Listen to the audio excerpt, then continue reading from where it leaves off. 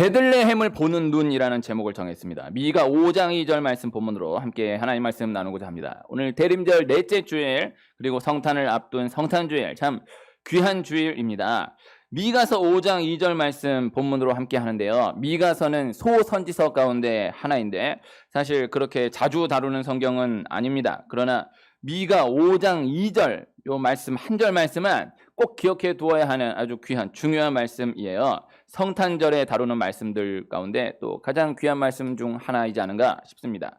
미가 5장 2절 말씀 요 한 절만 함께 읽었는데 미가 5장 1절까지의 말씀에서 이어지는 흐름을 먼저 잠시 나누면요. 남유다의 요담, 아하스 왕 때에 참 쉽지 않은 상황 가운데에서 이 말씀이 선포되는 거예요. 미가 5장 1절까지의 상황은요, 이스라엘이 망했다, 끝났다라고 생각되는 그 상황인데 그 상황 가운데에서 미가 5장 2절 말씀이 선포되는 것입니다. 망했다고 생각되는, 끝났다고 생각되는 그 상황 가운데에서 다시 시작하시는 하나님, 다시 시작하게 하시는 하나님, 우선은 그 원리로 오늘 말씀, 이 메시아 말씀이 선포되는 것인데 그 말씀 안에서 말씀하고 있는 원리를 생각해 보고자 하는 것인데요. 메시아 탄생 말씀을 예언하여 말씀하면서 오늘 베들레헴 에브라다를 말씀하고 있는 것입니다. 제가 다시 한번 읽으면요. 베들레헴 에브라다야, 너는 유다 족속 중에 작을지라도 이스라엘을 다스릴 자가 네게서 내게로 나올 것이라. 그의 근본은 상고의 영원에 있느니라. 아멘. 이 베들레헴 에브라다야. 네, 그래서 이 5장 1절 참 어려운 상황 가운데 배경을 말씀드리기 어렵지만 그 어려운 상황 가운데에서 베들레헴 에브라다야 이렇게 베들레헴을 부르면서 말씀이 선포되는 것인데요. 이 말씀이 이 마태복음에서 메시아를 말씀하며 이 미가 5장 2절 말씀이 인용이 되는 거예요. 그래서 미가 5장 2절 말씀이 마태복음 2장에 가서 성취되는 것이다. 그러한 말씀으로 생각해 볼 수가 있는 것이죠. 미가 5장 2절 말씀이 참 중요합니다. 마태복음 2장에 그대로 성취된다라는 것, 그것이 중요합니다. 그리고 말씀 안에서 중요한 건 메시아가 탄생하신다라는 것. 메시아가 탄생하신다, 그 말씀이 또 중요한데, 그런데 메시아가 탄생하신다라는 그 자체도 물론 중요한 말씀이지만, 말할 것 없는 중요한 말씀이지만 내용 안으로 들어가 보면 그 메시아가 베들레헴에서 태어나신다. 네, 이것이 또 중요한 것입니다. 메시아가 베들레헴에서 태어나신다. 이 자체로 말씀하시는 메시아 사상의 핵심이 또 오늘 말씀에 담겨져 있는 거예요. 아기 예수님은 마국간 말구유에서 태어나셨습니다. 네. 마국간 말구유에서, 말밥통에서 아기 예수님이 태어나셨어요.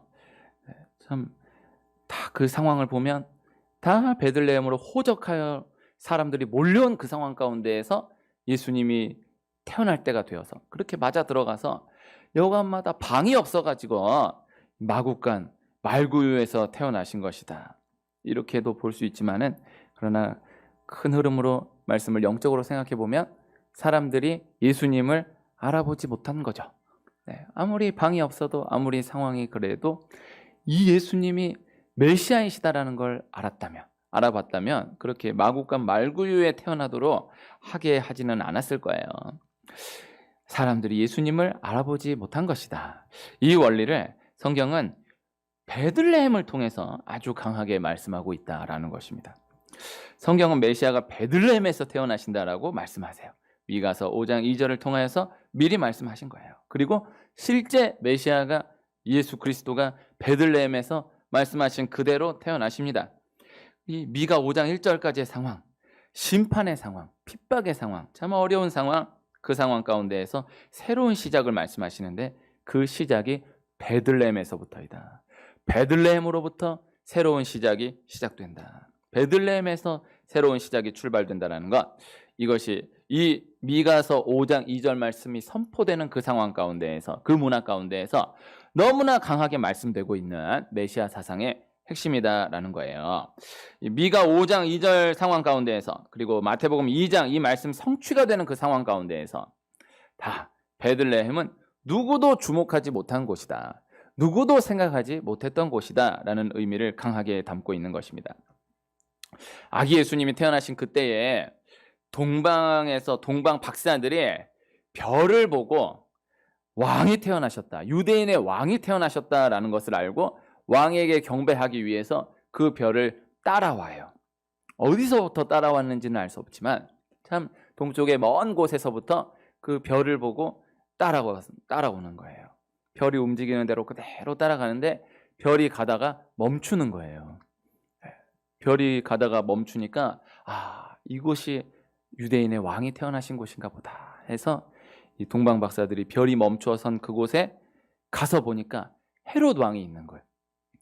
동방 박사들이 헤롯 왕이 있는 곳에 가서 유대인의 왕으로 오시니가 어디 계시냐, 우리가 동방에서 그의 별을 보고 그에게 경배하러 왔노라, 이렇게 이야기합니다.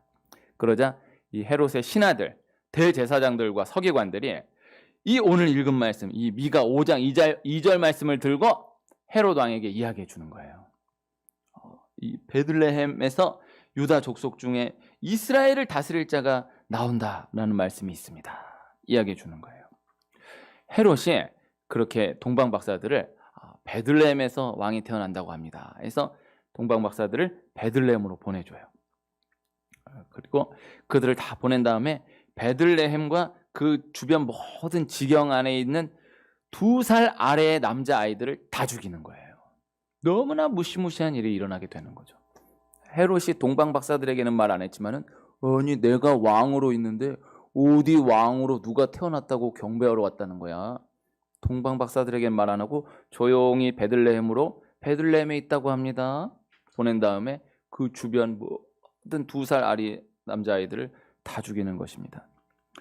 동방 박사들이 별을 따라왔는데 별이 멈추어 선 곳은요, 베들레헴이었어요. 별이 베들레헴에 멈춰 섰거든요.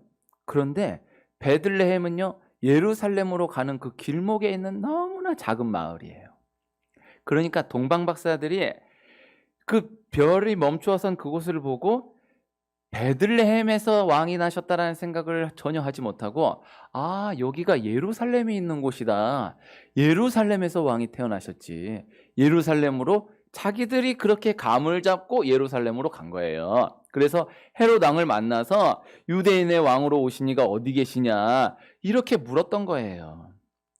베들레헴은 참 예루살렘으로 가는 길목에 너무나 그 작은 마을, 너무 생각하지 못했던 그런 경우 있지 않습니까? 맛집이라 그래가지고 어마어마하게 유명하다라고 해서 찾아갔는데 거기가 아닌 거야. 아무리 봐도 여기가 아닌 거예요. 근데 옆에 보니까 너무 멋있는 집이 있는 거야. 여긴가 보구나.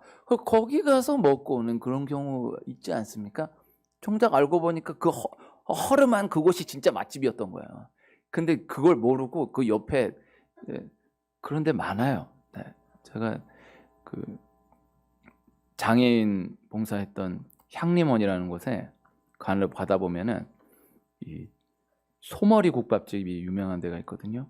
경기도 광주 곤지암 쪽에 소머리 국밥집, 우리 나중에 한번 기회가 되면 가면 좋은데, 근데 요사이 제가 안 가봐서 모르겠습니다. 거기 가면은 소머리 국밥집이 엄청 많아요. 소머리 국밥집을 발견하는 게 쉽지 않지 않습니까? 거기 그 동네 다 시골인데 정말 소머리 국밥 엄청 많은 거예요. 근데 그 진짜 소머리 국밥으로 유명한 집은 그렇게 튀지 않아요. 오히려 아닌 데가 더 진짜 같이 해놨어요. 진짜 소머리 국밥, 진짜 원조 소머리 국밥 다 그렇게 이름 붙여가지고 하는 거예요. 근데 고기를 찾아 먹는 게, 아무것도 모르는 사람이 오면은 그거 찾아 먹는 게 쉽지 않거든요. 이 베들레헴이, 별은 분명히 베들레헴 그 바로 위에 딱 멈춰 섰는데 동방 박사들은 그 베들레헴에서 왕이 태어났다라는 생각을 못하는 거예요. 베들레헴은 전혀 누구도 알지 못하는 너무나 작은 마을이니까. 근데 그 바로 옆에가 예루살렘이 있으니까 예루살렘에 멈춘 거구나 해서 예루살렘으로 넘겨짚고 간 거예요. 동방 박사들이 만약에 그 별이 멈춰선 그대로 그대로 베들레헴으로 갔으면은 바로 예수님 만나고 또 애꿎은 애들도 안 죽었을 텐데, 동방 박사들이 자기 감대로 예루살렘으로 가가지고 이 애들이 다 죽게 되는 그런 무시무시한 일이 일어나게 된 겁니다. 동방 박사들은 아무도 알지 못하는 너무나 작은 동네 베들레헴에서 유대인의 왕이 태어날 것이라 전혀 생각하지 못했던 것입니다. 그리고 대제사장들과 서기관들이 동방 박사들이 온 것을 보고 미가서 5장 2절을 이야기해 주잖아요. 그런데 헤롯 왕은 물론이고 헤롯 왕은 그렇다 치거니와 대제사장 서기관들도 미가서 5장 2절 말씀을 분명히 알고 있는데도 베들레헴을 주목하지 못하는 거예요. 베들레헴 에브라다야 너는 유다 족속 중에 작을지라도 이스라엘을 다스릴 자가 내게서 내게로 나올 것이라 분명히 말씀하고 있고 그 말씀을 분명히 알고 있는데도 불구하고 베들레헴을 주목하지 못하는 거예요. 베들레헴을 알지 못하는 거예요. 알아보지를 못하는 거예요. 생각하지를 못하는 거예요. 이 오늘 말씀의 핵심입니다. 사람은 알아보지 못한다라는 것. 사람은 생각하지 못한다라는 것. 예루살렘만 생각하고 예루살렘만 알아보았지 정작 메시아는 베들레헴에서 태어났는데 베들레헴은 알아보지 못하는 거예요. 베들레헴은 생각하지 못하는 거예요. 성경에 이 원리의 말씀들이 참 너무나 많이 나오는 것입니다. 원리로만 생각해 보면요, 남유다 왕 히스기야 왕 때에 히스기야가 그 당시 제일 큰 대제국 아수르 제국과 전쟁에 승리합니다. 이 아수르와의 전쟁 승리 이후에 바벨론에서 사신들이 와요. 바벨론 사신들이 와서 이 히스기야가 자신의 모든 보물고 군기고 창고에 모든 것들을 다 보여주는 거예요. 히스기야가 아수르만 조심할 줄 알았지 바벨론을 조심할 생각을 전혀 하지 못했던 거예요. 이후에 남유다는 바벨론에 의해서 멸망을 당하게 됩니다. 히스기야가 그 첫 단추를 열어준 거예요. 남유다가 바벨론에 의해서 멸망당할 거라고 전혀 생각을 못하는 거죠. 남유다가 바벨론에 포로로 끌려가게 될 것이라고 전혀 생각하지 못했던 거죠. 히스기야 당시에 바벨론은 너무나 작은 나라, 이 아수르하고는 비교할 수가 없는, 아수르하고는 당연히 전혀 비교할 수도 없고, 그리고 남유다 그 작은 나라 남유다하고도 서로 협력하여 이룰, 굳이 남유다가 더 세냐 바벨론이 더 세냐라고 한다면은 남유다만큼도 세력이 안 되는 너무나 작은 나라 불과했던 나라였습니다. 그러나 이 바벨론이 이후에 얼마 시간이 지나지 않아서 아수르를 멸망시키는 거예요. 그리고 남유다를 멸망시키는 거예요. 히스기야가 아수르만 알아보고 아수르만 조심할 생각을 했지 바벨론을 알아보지를 못하고 바벨론 조심할 생각을 전혀 하지 못했던 거죠. 삼국지에 관우가 죽는 장면을 보면요, 삼국지 읽어보면은 참 재미있는데, 언제 읽어도 재미있는데 재미없어지기 시작하는 때가 이 관우가 죽으면서부터입니다. 관우가 죽으면은 그 다음부터는 재미가 없어요. 관우가 죽은 다음 바로 장비가 죽고 그 다음 얼마 안 가서 유비가 죽어요. 재미없어요. 그리고 좀 더 가다 보면 제갈량이 죽거든요. 제갈량 죽은 다음에 삼국지 읽는 거는요, 참 그 어떤 재미없는 책 읽는 것보다도 재미없습니다. 진짜 삼국지를 읽었다고 하면은 제갈량이 죽은 이유까지를 다 읽어줘야 되는데, 그런데 어쨌든 관우가 죽은 다음부터는 재미가 없어요. 근데 관우가 죽는 장면을 보면요, 관우가 속한 총나라와 오나라가 대치하고 있는 그 상황 가운데에 관우가 있던 형주를 공격해오는 오나라 군대를 보고 관우가 그 오나라 장수 가운데 여몽만을 조심하는 거예요. 여몽만 조심하면은 형주는 지키는데 아무런 문제 없다. 그런데 여몽이 자기가 나서지 않고 그 아래 부하 육손을 선봉으로 내세워서 그 전쟁을 치르는데, 육손은 관우보다 최소 20살 이하 어린, 너무나 정말 어린 장수, 아직 중앙 무대 자체에 데뷔조차 하지 않은 너무나 어린 장수, 듣도 보도 못한 어린 장수인데 관우가 이 육손이 선봉이 되어서 형주에 쳐들어온다라는 소식을 듣고 육손은 코 흘리게 지나지 않는다, 육손 조심할 필요 없다라고 딱 마음 풀면서 세상에 그 대단한 관우가 그 코 흘리게라고 하는 그 육손이라는 그 어린 장수에 사로잡혀서 죽임을 당하게 되는 거예요. 이 얼마나 안타까운 일입니까? 관우가 육손에게 죽임을 당했다. 히스기야가 바벨론 사자에게 이 남유다의 모든 창고를 열어보아 주었다. 오늘 말씀의 원리로만 생각해 볼 수 있는 말씀인 것입니다. 사람은 알아보지 못한다라는 것, 사람은 생각하지 못한다라는 것. 구약에 예수님을 예표하는 모든 것들, 많은 것들 보면 다 당시 상황으로 보면은, 인간적으로 보면은 다 너무나 작게 여겨지는 것들, 너무나 하찮게 생각되는 것들이에요. 이스라엘 백성들이 출애굽을 해서 광야를 지나는데 만나를 하찮게 보는 거예요. 만나를 하찮은 음식이라고 여기는 거예요. 하늘에서 음식이 떨어지는데도 그 만나를 먹다 보니까 나중에는 하찮은 음식이라고 이야기하는 거예요. 근데 하나님이 그 다른 원망 불평은 어지간한 거 그대로 그냥 넘어가 주셨는데 만나를 하찮은 음식이라고 이야기하니까 이스라엘 백성들로 하여금 불뱀을 풀어가지고 다 물려 죽게 하는 거예요.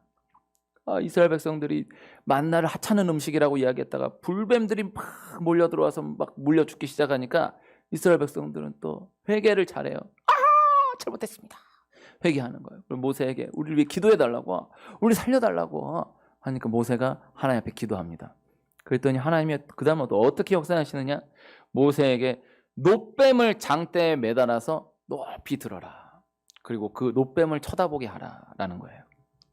놋뱀, 구리뱀. 그러니까 실제 뱀 아니고 장난감 뱀 만들어가지고 장대에다가 달아서 높이 올려라. 그 놋뱀만 쳐다보면, 구리뱀, 그 장난감 뱀만 쳐다보면 살려준다. 그 놋뱀을 쳐다본 사람들이 살게 되는 거예요. 그 불뱀에 물려서 죽어가는 그 사람들이 이거 하나 쳐다봐라 했을 때 딱 쳐다보고 사는 거예요. 만나, 하찮은 음식인 거예요. 놋뱀, 장난감 뱀이에요. 그런데 이 만나가 예수님을 예표하는 것이고 장대에 매달린 놋뱀이, 구리뱀이 예수님을 예표하는 거예요. 광야를 지나는 동안에 하나님이 다른 음식 주시지 않고 만나로 살아가게 하시는 거예요. 만나를 하찮은 음식이라고 하면 안 되는 거예요. 만나가 없으면 죽는 거예요.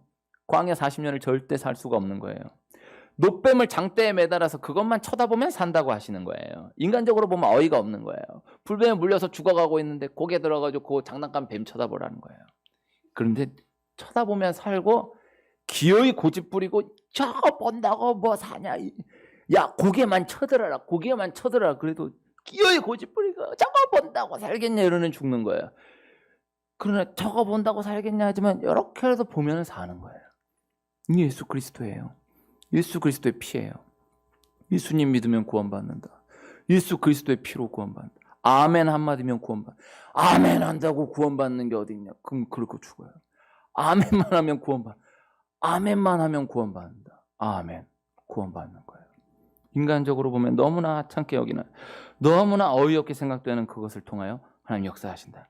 사람은 알아보지 못한다. 사람은 자기 생각으로 고집 부린다. 이삭이 야곱을 알아보지 못합니다. 이삭이 나이가 많아서 눈이 어두워져서 아들을 축복해야 되는데 이삭은 야곱은 안중에도 없어요. 에서에게 축복하려고 하는 거예요. 그래서 에서에게 이야기해서 음식 만들어 와라. 내가 너 마음껏 축복하겠다. 야곱은 부르지도 않아요. 마지막 축복하는 그 순간까지 야곱을 알아보지 못해요. 그래서 결국에 이 리브가가, 그 부인 리브가와 야곱이 아버지 이삭을 속여서 야곱이 에서인 척하고 축복받는 거예요. 네, 이삭이 야곱을 보고 눈이 어두워서 알아보지 못하고 에서인 줄로 알고 모든 축복을 몰아주는 거예요. 이게 속였으니까 결과적으로 야곱을 축복하고 야곱에게 그 축복이 넘어가게 된 거지. 이삭의 편에서 보면은 마지막 그 순간까지 기어이 에서만을 알아보고 에서에게만 모든 축복을 줘야 된다라고 생각하고 에서에게만 모든 축복을 몰아주려고 했던 거예요. 결과적으로는 속여서 야곱이 축복을 받았지만은 이삭은 마지막 축복하는 그 순간까지 에서한테만 모든 걸 몰아주려고 한 거예요. 나중에 에서가 와가지고 아버지 에서가 왔습니다. 축복해 주세요. 이러니까 이삭이 너무너무 당황하잖아요. 내가 너한테 방금 다 축복 쏟아부었는데 축복이 어딨냐. 에서가 울면서 그럼 남은 거라도 달라고 그러는데 세상에 이삭이 아무것도 없다라는 거예요. 이게 야곱이 속였으니까 다 받았지, 이걸 비유로 생각하면은 세상에 재산이 10억이 있으면은, 아니 그러면 에서를 그렇게 사랑했으면은 에서한테 9억을 주더라도 야곱한테 1억이라도 줘야 될 거 아니에요. 세상 이삭이 에서한테 10억을 다 주는 거예요.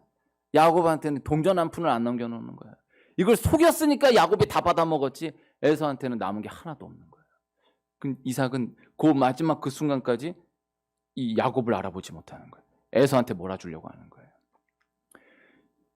그 후에 이새는 다윗을 또 알아보지 못합니다. 사무엘이 왕으로 기름 붓기 위해서 이새에게 분명히 당신의 모든 아들 다 데려오라고 이야기했는데 데려오지도 않는 거예요. 그래서 사무엘이 모든 아들 다 데려온 줄 알고 다 체크했는데 하나님이 다 아니라고 하니까, 아니, 분명히 여기에 왕이 될 자가 있다 그랬는데 이 아들 전부냐고. 그제서야 이새가 막내 아들이 있긴 한데 걔는 여기 이런 데 데려올 애가 아닌데요. 데려오라고. 그래가지고 양치는 다윗을 데려와서 딱 보니까 하나님 사무엘에게 이가 그다 말씀하시는 거예요. 이새가 다윗을 전혀 알아보지 못해. 데려오지도 않아요. 아들로 껴주지도 않았던 거예요. 또 사무엘도 다윗을 알아보지 못하는 거예요. 하나님이 이가 그다라고 말씀하셨기 때문에 그 순종하는 마음으로 기름 붓는 거지. 그 전 아들 첫째부터 하나하나 보면서 다 얘인가 보다 다 못 알아보는데 하나님이 사무엘에게 다윗을 보고 이가 그다 말씀하셔서 기름 붓는 거예요. 아무도 다윗을 알아보지를 못하는 거예요. 삼립식품의 허창성 회장이 이 50년 꾸려온 삼립식품을 은퇴하면서 장남에게 모든 것을 물려줍니다. 그리고 차남 허영인 회장에게는 전체 기업의 10분의 1도 안 되는 샤니 하나만을 떼어주는 거예요. 그래서 안 줄 수가 없어가지고 10분의 1도 안 되는 기업 지분을 딱 떼어주는데, 세상에 그 전체 기업을 물려받은 장남이 몇 년 안 가가지고 그 삼립 그 50년을 일궈온 기업을 다 말아먹는 거예요. 부도를 내버리는 거예요.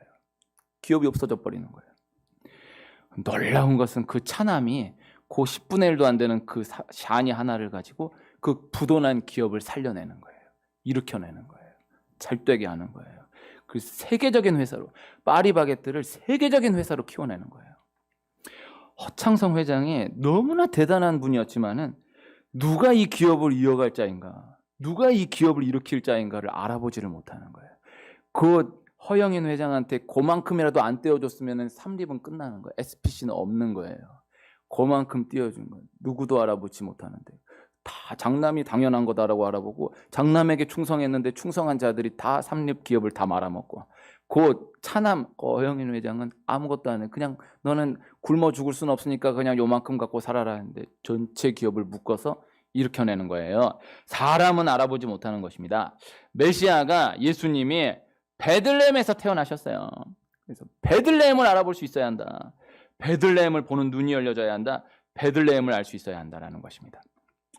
에서가 야곱에게 팥죽 한 그릇에 장자권을 팔아버리잖아요.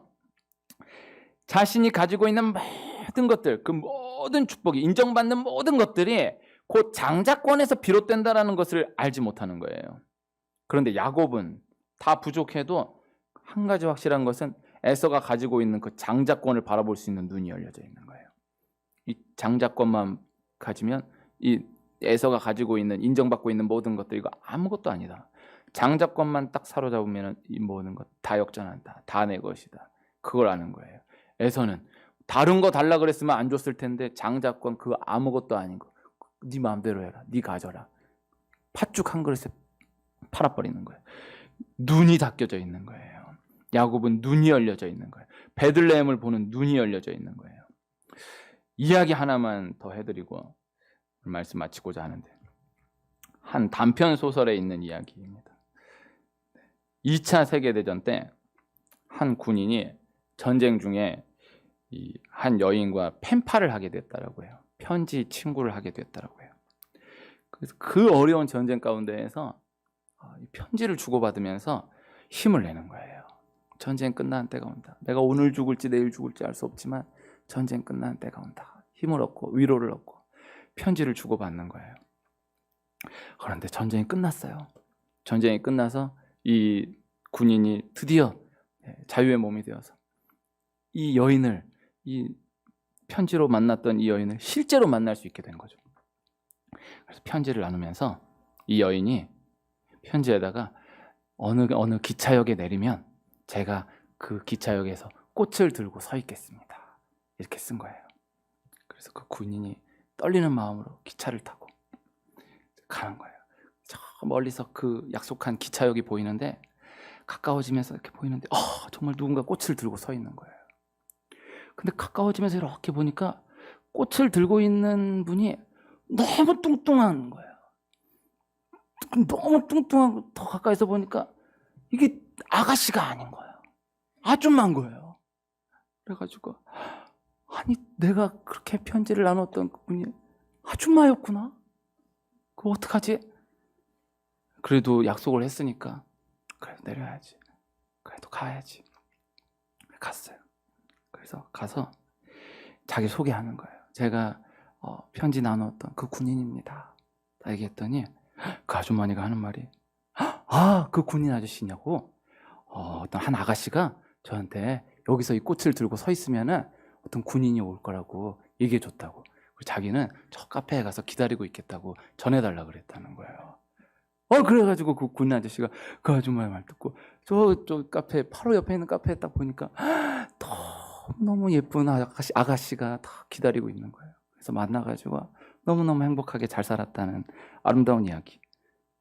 별로 감흥이 없으시네요. 네? 뚱뚱한 아줌마로 표현하기 그런데 어쨌든 그 소설인데 뚱뚱한 아줌마를 볼 수 있는 눈이 열려져야 됩니다. 지금 앉아있는 이 자리가 뚱뚱한 아줌마로 보일 수 있어요. 그러지 않아요. 여기가 베들레헴이다. 그래서 예수님 그렇게 오시고 예수님 그렇게 만나주신다. 예수님 만날 때 내가 그때 너 만났었다. 예수님 언제나 만났었어요. 그때 그 사람이 나였다라는 거예요. 그때 그분이 예수님이었냐고. 예수님 그렇게 오시는 거예요. 그렇게 만나주시는 거예요. 사람의 눈으로는 알아볼 수 없는 것이다. 이곳이 베들레헴이다. 이 예배의 자리가 베들레헴이다. 이 베들레헴의 축복이 있기를 축복합니다.